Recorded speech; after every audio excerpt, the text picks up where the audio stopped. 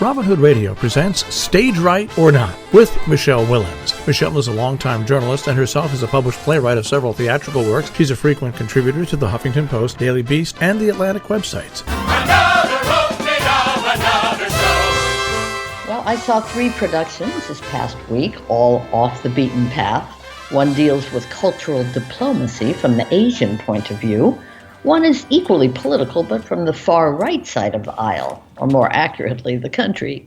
And finally, there is yet another take on one of Tennessee Williams' classics. Well, let's start with the first written, that being The Glass Menagerie. Now, I've seen this play with Cherry Jones, Judith Ivey, and most recently Sally Field in the leading role of Amanda. I missed the one with Jessica Lange. Clearly, every actress of note needs to get this liltingly dominating mother on her resume.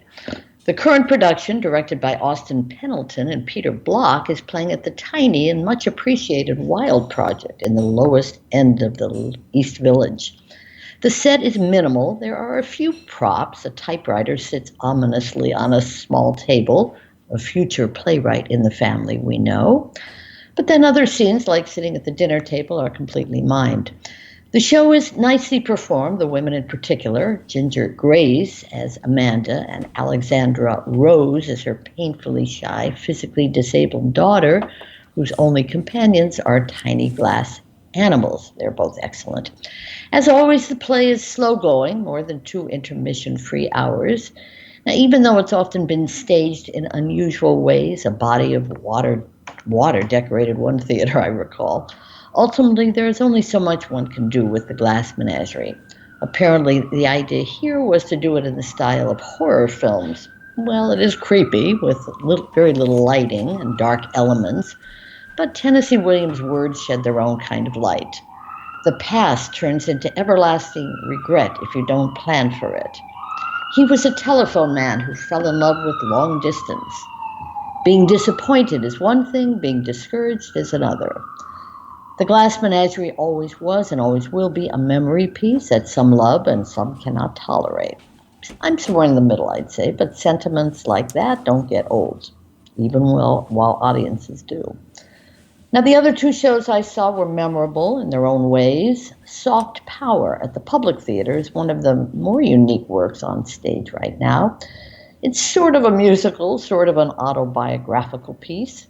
It includes a singing and dancing Hillary Clinton on top of a Big Mac, no less, and a clever take on The King and I.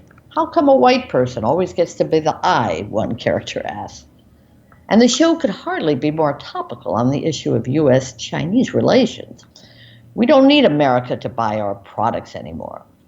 It's a rather rollicking, even campy, and occasionally lovely couple hours. The creative team here is stellar. Book and lyrics by David Henry Hwang. That's also the name of the main character whose bloody predicament sets the story off. Music's by Janine Tesori of Fun Home fame and direction by Lee Silverman. There's a lot of stuff happening. Some find it a tad messy. Its subjects include identity and appropriation, guns, and most importantly, freedom and democracy. Did I mention its admirable attempt to make sense of the 2016 election? How did this happen? Asked one character. How does the Electoral College work? It doesn't, comes the reply. Well, we are either in a show within a show or a dream within an injured man's head. At one point, we even jump 50 years into the future. So let's just say your mind and eyes stay busy if you head to the public for some soft power. Last week, you might recall, I talked about the political plays filling stages right now. Well, soft power certainly qualifies, and so too does the much talked about one at Playwrights Horizons on Theater Row. Called Heroes of the Fourth Turning, it is a provocative, harsh, very, very talky, and occasionally humorous piece written by 30-year-old Will Arbery. Now, he was raised by conservative Catholics in the Midwest, and this play is about, 5 Catholic conservatives who are together for a mini reunion in Wyoming. 4 are millennials. The mother of one shows up later. She has just been named the president of the college they all attended. Well, what can I say? This is 2 nonstop hours of largely fascinating and surprisingly complex political debate. The liberals are empathy addicts, a character claims, spewing vicious rhetoric at all things liberal, personified by Barack Obama. Thank God we elected someone more human, they say of the new guy, who another calls a golem molded from the clay of mass media to come save us all. There are disagreements within these generally like-minded folks. You'll get an earful of both sides of the abortion issue, sort of. Occasionally one defends a past vote. You will hear a loud gunshot and then some mysterious explosive sounds. You'll watch a character vomit rather unpleasantly. You will enjoy five top-notch performances. The direction is somewhat odd in that there's so much darkness on the set. The audience occasionally feels outside the action, which all takes place outside a home on this noisy night. Is Heroes of the Fourth Turning entertaining? Well, I can't necessarily say yes, but it is theater, and for many of us it is a chance to hear from those who could care less about an LGBTQ world. Tired of protests and pronouns, they claim. And maybe that's an important reminder and warning. So, another interesting week, once again proving Off-Broadway has a lot to say. Though next week I'll be discussing a pair of new on-Broadway shows, creating their own kind of chatter. One stars the incredibly talented Mary Louise Parker, a show that started in your area, by the way. The other is notable for its playwright, the man behind August Osage County.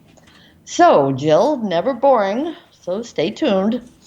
That is true. It's never boring. So, speaking of never boring, I was leafing through my ancient newspapers. You know, everyone knows or should know that I just lug piles and piles of papers around.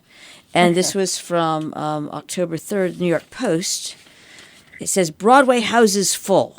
No room at the inn. No theaters available. For Almost Famous, blah, blah, blah, there's no available house. The Wrong Man, currently playing at the MCC, hasn't found a Broadway home. They're all full. Is that, how accurate is that? I would have to look at the, is that possible? Maybe it is. The Wrong Man, that's probably, I guess we're talking about moving into a larger house. Than Right. MCC, which that's not going to happen anyway, even if they could. But I don't know. I guess maybe nothing is closed. You know, I keep saying, I think, well, Inheritance, we know plays are in previews. Inheritance is in previews. A lot of them, you know, Which means that they've already got theaters. Obviously. They've already got the theaters. They just haven't officially opened yet. So there is a lot of that. And I'm still waiting. You know, Circle in the Square is going to be, I assume Oklahoma will be gone by the end of the year. I still think Beetlejuice may be in trouble. I think Tootsie may be in trouble. Yeah, that's very possible. I mean, you hear all the time. I've talked to producers or investors who say they've been waiting for a theater or the right theater for more than a year. It seems hard to imagine, but and a lot of these book up long in advance, of course, and then they have shorter runs than they expect. And then you'll hear the good lucks, the happy story of somebody saying, oh my God, they called and said a theater just opened up. We have to get ready to go, you know. So, well, I guess that's good news. In a way, you could say it's good news that people are going to the theaters. And I must say, when I go to almost all of them, I look around behind me and they're mostly filled. You know, who knows what people are paying? They're probably paying half price for a lot of the seats, but still. It's good news, even, you know, at the Public Theater. I looked around yesterday, Playwrights Horizons. I looked around, and of course, those smaller theaters depend on subscribers, and that's different. Same with Lincoln Center. And they also want this. They want this fare. You know, they want to be stimulated in this way. That's right. They know what they're going for. They know that they're not what they're not going for. But those are very specific audiences, very specific theaters, New York Theater Workshop, Playwrights Around. You know you're going there and you don't see many audience members walk out saying, Jesus, you know, I didn't expect that. They kind of know what they're getting when they subscribe. Lincoln Center, you know, which is doing the Great Society right now. I don't know if the Great Society would be up on another house, but it was long committed to Great. But that's the right kind of audience. So a lot of it's about knowing your audience. The big theaters, that's interesting. That I had not read that they're all. There's that. Yeah. How long does it take if you've got a biggish show that you want to move in? To actually physically get in? I mean, obviously not just, but broadly, X weeks, Yeah. X. It could happen, well, everybody does previews, so you use that period as moving in. You'll do your rehearsal, because you've been rehearsing somewhere else, obviously, for a long time. So you move it in, you know, a couple weeks on your All right, own. so essentially, you can do it's a reasonably quick-ish turnaround. Yeah, 'cause your play's ready. You just need to get in the new environment, set up the stage. You know, you do have to design a stage. It's probably been, all that stuff's been done, you know, in rehearsal studios, preparing for the right size venue. So they can get up pretty quickly. But, you know, you got to remember, a lot of these shows have very long previews periods, which again, most tourists don't care about. They come to New York, they've got 1 week in New York, they don't care about if it's in previews. They don't even know often what that means. I talk about this quite often, but for the playwright and the actors, those are very important periods, and they really are tweaking those shows right up into the end. You know, you go to previews and you look, if you're smart enough, you look behind, you'll see a director or a